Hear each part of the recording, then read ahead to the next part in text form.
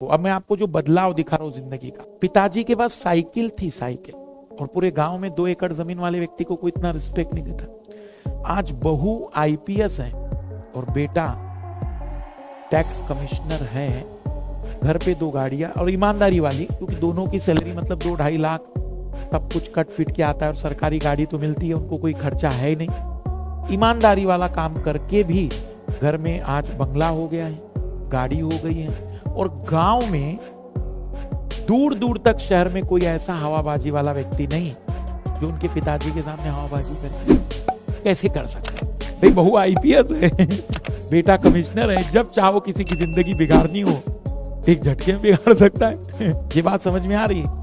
तो 10 साल का स्ट्रगल। आज मैं उनसे पूछता हूँ कि मेरी बातचीत होती है कि कई बार मैं कहता हूँ कि अब बताओ 10 साल याद है? बोले सर मुझे तो ऐसा लगता है कि मैंने कम मेहनत की थी, जितना मुझे मिला उसके हिसाब से और 2-4 साल मेहनत होनी चाहिए। ये उनके जवाब। फिर छत्तीसगढ़ में आईपीएस बनने के बाद मेरे विद्यार्थी बने, उन्हें आईएएस बनना था 2012 में। तो इनको मैंने जब बुलाया कि भाई आपने पढ़ा, मुझसे सारी चीज रही, पर आप बताइए कि स्टूडेंट्स को क्या करना चाहिए, क्या मेहनत करनी चाहिए? तो उन्होंने एक ही जवाब दिया था। उन्होंने बस इतना कहा कि आप जितनी मेहनत अभी कर रहे हो ना, और जितना आपको लग रहा है कि मैंने कितना खो दिया, आप जब हैदराबाद के उस गेट में एंट्री करेंगे आपको ऐसा फील होगा कि वो मेहनत कुछ भी नहीं थी जो चीज आपको मिलेगी। मतलब हैदराबाद का जब जो ट्रेनिंग, वल्लभ भाई पटेल ट्रेनिंग इंस्टीट्यूट है आईपीएस का, तो बोले जब गेट खुलता है और पूरा बैच जब उस गेट के अंदर प्रवेश करवाया जाता है तो दोनों तरफ से ढोल नगाड़े बजाए जाते हैं। और ढोल नगाड़े बजाने वाले कोई लोकल लोग नहीं, सब इंस्पेक्टर लेवल के 10 से 12 लोग दोनों तरफ से आप पर फूलों की वर्षा के लिए आते हैं। भाई आइए आपका, तो वो एक जो नजारा होता है वो ऐसा लगता है कि सच में, मतलब जैसे होता है ना, एक दूल्हा जो आता है तो एक अलग सा उसको फक्र होता है कि अब मेरा स्वागत होगा। वो कुछ बकवास सी बात है, ये एक अलग ही फीलिंग कराता है। तो वो जो एक, मतलब हम कहेंगे कि मोटिवेशन है, वो सबसे भयानक। तो जो चीज आपको मिलेगी वो आपकी एक्सपेक्टेशन से कई गुना अधिक है। एक छोटा सा केस मैं और दे रहा हूं। हमारे विद्यार्थी बिहार के इस समय जम्मू कश्मीर में IAAS है, Indian auditing and accounting services कहते हैं इनको, IAAS। लगभग रैंक अगर आपकी 700, 850 है, लास्ट रैंक है, तो ये सर्विस मिल जाती है। तो सब मिलता है इसमें, बकायदा बंगला होता है आपका, बड़ा शहर मिलता है, गाड़ी मिलती है, सबकी बात। बट मैं अब जो केस बता रहा हूं वो सुनना। 2016 का रिजल्ट है, ये का नाम अभी याद नहीं आ रहा, बट व्हाट्सएप पे जुड़े हैं। तो 1992 की घटना बता रहे। 1992 में बिहार के जिस गांव में रहते हैं, उस गांव के संपन्न व्यक्ति ने उनकी जमीन छीन ली थी। पिताजी और उस व्यक्ति का काफी लंबे समय तक झगड़ा हुआ। 97 में पिताजी का मर्डर हो गया। माताजी ने किसी बड़े मुश्किल के साथ उन्हें पढ़ाया। तो वो पहले एग्रीकल्चर में ऑफिसर बने, छोटी सी नौकरी ले ली, ऑफिसर मतलब क्लर्क लेवल की जॉब थी। फिर उन्होंने तैयारी की। 2016 में जब रिजल्ट आया ना, तो उस डिस्ट्रिक्ट के सबसे बड़े अखबार में छपा हुआ था कि हमारे क्षेत्र के लाल ने परचम लहराया यूपीएससी में। केवल इतनी सी खबर थी। चौधरी का पूरा खानदान सुबह सुबह उसके घर के बाहर, सारे लोग मतलब जमीन के पैर छूते हुए माफी मांगते हुए पहुंचे कि हमें माफ करें, हमसे गलती हुई। कब की बात है ये? 92, 93। और घटना कब की बता रहा हूं मैं? कागजात स्वयं देने आ रहे हैं और मुआवजा लेकर आ रहे हैं कि मैंने जितने साल आपकी खेती की उसकी जो कमाई है वो मैं आपको लौटा रहा हूं। क्योंकि वो जानते हैं कि अब इतना बड़ा अधिकारी बन गया है, एक झटके में हालत खराब कर सकता। तो इमेजिन करिए दुनिया कितनी बदल गई। ये बातें इसलिए याद रखिए आप लोग, क्योंकि आप जिस चीज को अचीव करना चाह रहे हैं वो कोई साधारण चीज नहीं। मतलब ऐसा मत सोचिए कि मेरे को सब इंस्पेक्टर बन जाएगा तो 4 लोग सैल्यूट करेंगे। ये बहुत बड़ा पद है, बहुत बड़ी पावर है, बहुत बड़ी जिम्मेदारी का काम है। तो रियलिटी में अब एक सबसे बड़ा उदाहरण जो मैं देता हूं, मतलब कई बार स्टूडेंट पूछते हैं कि सर हमें मोटिवेशन आना चाहिए, हमने पढ़ाई करनी चाहिए, क्यों? एक कल्पना करते हैं कि आज से आप बिजनेस कर रहे हो, और आपको एक बंगला, एक गाड़ी और समाज में रिस्पेक्ट चाहिए कि समाज के लोग जाने कि नहीं ये कोई साधारण व्यक्ति नहीं है। गाड़ी बंगला मतलब बंगला फिर भी पकड़ लीजिए 1-1.5 करोड़ का, और गाड़ी फिर भी मान लीजिए कि 10-15 लाख की तो गाड़ी, और रिस्पेक्ट। कितना टाइम मांगोगे आपकी इसे कमाना है मुझे, मतलब कितने साल लगेंगे आपको? नहीं पकड़ लेते भाई तुम बहुत मेहनती, बहुत इंटेलिजेंट, सब तुमने बढ़िया किया, और 5 साल में ही 5 इयर्स में ही आपने अचीव कर लिया।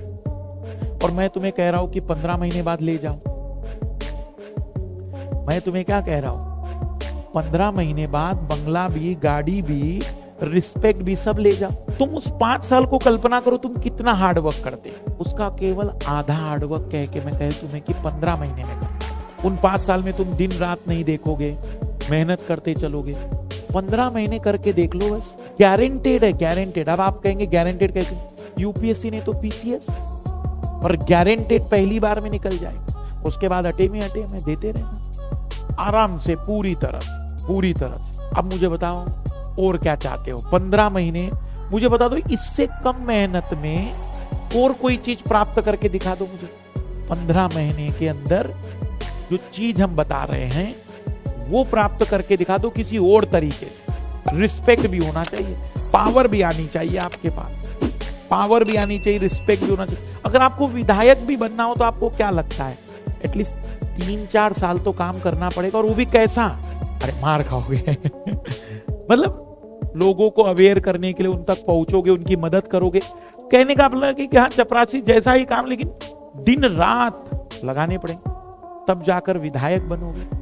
अब विधायक बनोगे भी नहीं, गारंटी नहीं, बनेगी भी तो 10 साल लग जाएंगे कभी कभी। तो इतना शॉर्टकट है क्यों नहीं? एक बड़ी बात। अब एक और चीज और बता रहा हूं, आप ये मत सोचो कि आप डीएम बन गए ये अंत हो गया, नहीं, ये तो शुरुआत है। मजा कब है ये सब? तुम दिल्ली में आए और तुम बन गए दिल्ली में सचिव।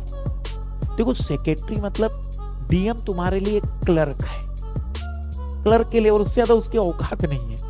कारण ये क्योंकि तुम सीधा दिल्ली के मंत्रालय में हो, तुम पूरे भारत में जहां चाहो फोन लगा के हिला सकते हो डीएम। मान लो पिताजी कहीं तिरुवनंतपुरम घूमने गए थे, वहां दिक्कत हो गई, तुम दिल्ली से जब कॉल करोगे ना तिरुवनंतपुरम के डीएम को, वो सारे काम छोड़ के पहला काम करेगा तुम्हारा। क्यों? क्योंकि उसको भी दिल्ली आता है।